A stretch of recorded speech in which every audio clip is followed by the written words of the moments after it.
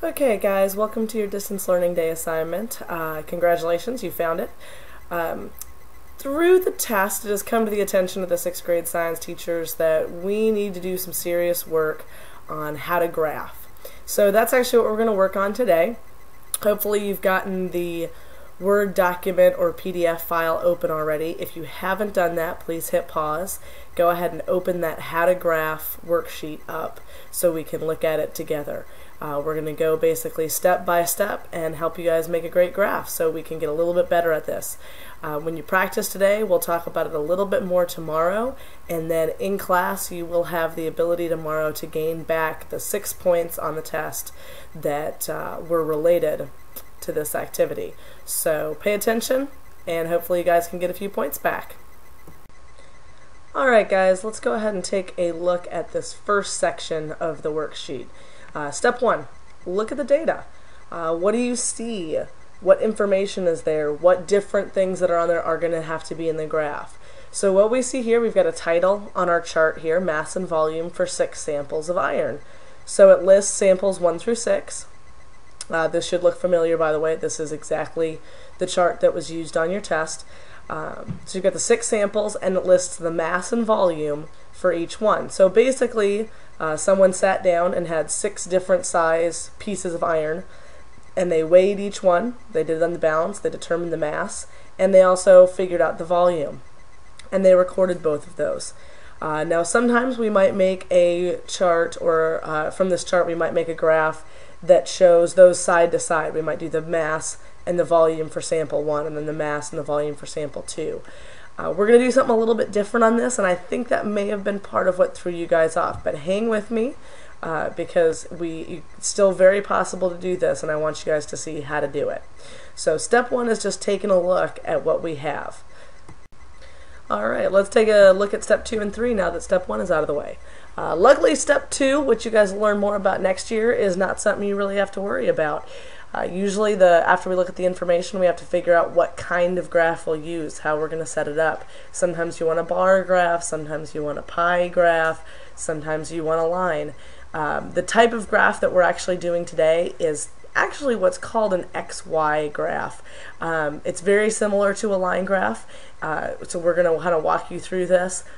As 6th graders, we're never going to ask you to determine the type of graph. We'll start to talk about that a little bit at the end of the year, but that's really going to be something you'll start doing next year. We'll also go ahead and let you know what needs to be on the X and the Y axis, so you can go ahead and have that already set up for you. That takes a lot of the worry off of you. Alright, so that really brings us to step 3, which is choose an appropriate scale. This was definitely something I know, at least in my class, I saw that people had a lot of problems with. A lot of times you guys just sort of slap numbers on the sides, and when I'm talking about scale, that's what we're talking about. The range of numbers covered on each axis. So looking at the y-axis on the side, what number does it start at? What number does it go up to at the top? On the x-axis across the bottom, what does it start at? What does it go to? The number one way to figure out how you're going to do this is look back at that data. What are the highest and lowest numbers for each group? Okay, what are the highest and lowest for mass? What's the highest and lowest for volume? Go ahead and take a look at that and write that down for me real quick here on your sheet. That's going to help you a little bit, because those numbers are really what help you determine the scale. Okay, if you have numbers that start at less than 1, you're not going to want to put 1 as your smallest number. Okay, you're going to want to start at 0 and then go up to 1, so you have somewhere to put that. If your numbers go only up to a little over 3.5, as they do here, okay, they don't even go all the way up to 4, you don't want a scale that goes all the way up to 10. That's going to put your entire graph down in the bottom half of the graph. And the problem then is when you try to jam it in that little space, it makes it very hard for you to see what is actually happening. And that's one of the important things. So the second part of the test with the graph asked you if you saw a trend. Not everyone was able to identify that trend, sometimes because they hadn't graphed it correctly. So you need to go ahead and choose that. A suggestion I would make for this one would probably be, say, 0 to 4 for volume, and maybe 1 to 30 for mass, something around that. You can tweak with that a little bit, but that'd be a suggestion. Go ahead and take a look at your graph and set that up. And don't just slap the numbers on there. 1 and 0 shouldn't be close together, and then 2 is really far. They should be equally spaced.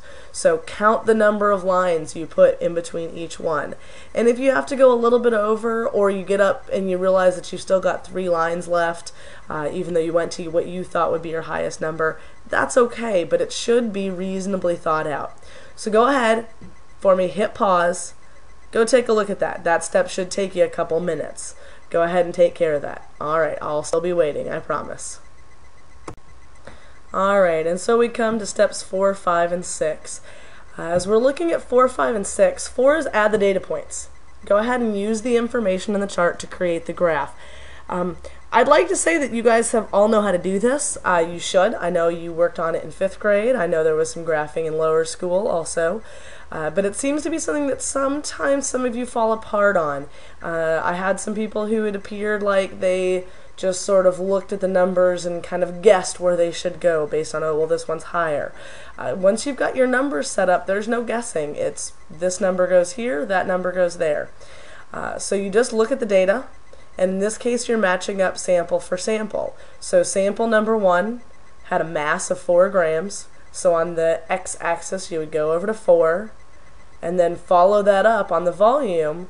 So go over 4, and then up till you get to 0.51, and that's where you'll go ahead and mark your point. Now, you may have a line that represents 4 grams, or it may be in between a line, but you definitely won't have a line that is 0.51. We don't have enough lines on the chart or on the graph for that to happen. So you want to do it as close to that point. Obviously you may have a line for 0.5. 0.51 isn't much above that, so just above that line would probably be where you would mark that. Then you mark each of the other 5 samples. Again, looking at mass, going over to the mass, the next one would be 10, and then going up to the appropriate volume and marking that. That leads us into step 5, which in this case, since we're creating a line graph or an XY connection graph, you're going to go ahead and connect those points. You're just going to go one right across to the other.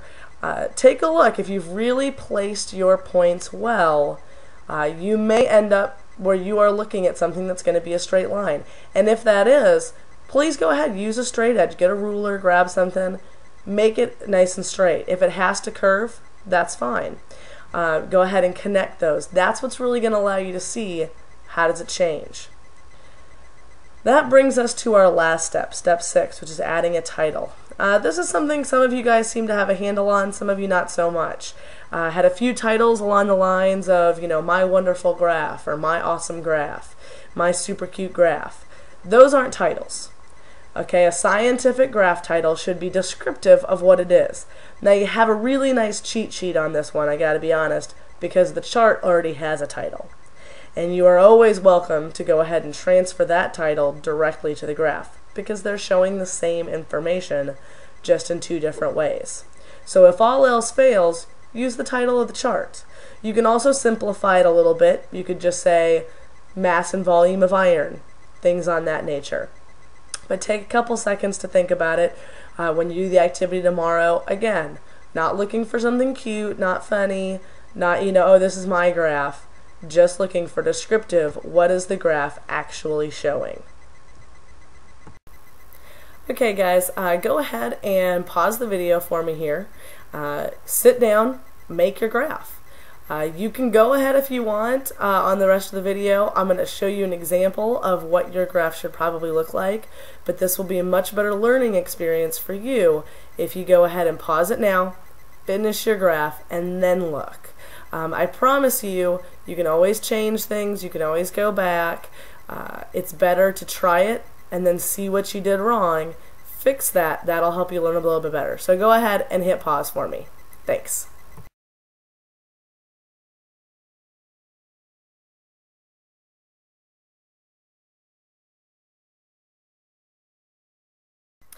And here it is. Again, this obviously is a computer-generated image, so I certainly don't expect your graph to be this neat. But something that you should see is, again, we've obviously got mass across the bottom on the x-axis there. The x is always the horizontal axis, going from 1 to 30 grams, and we have volume on the y-axis going from 0 to 4. Because we only went up to 4, we really get a good sense that we see this big increasing line as we go across an increased mass. And tomorrow, one of the things we're going to do in class is go ahead and cover that second question, which is, what is the trend that you see here? So that's really what I would like you to think about now, and be ready to answer that when you come into class tomorrow, is what trend do you see there? And thinking about what we've been working on in the last couple weeks in terms of our science notebooks, you can think about this along the lines of, what claim could you make based on this information? And what evidence do you have to back up that claim? As always, we're not just guessing, we're making conclusions based on evidence. So go ahead, take a look at that, be ready to turn your graph in tomorrow, and I hope you guys had a great distance learning day. We'll see ya!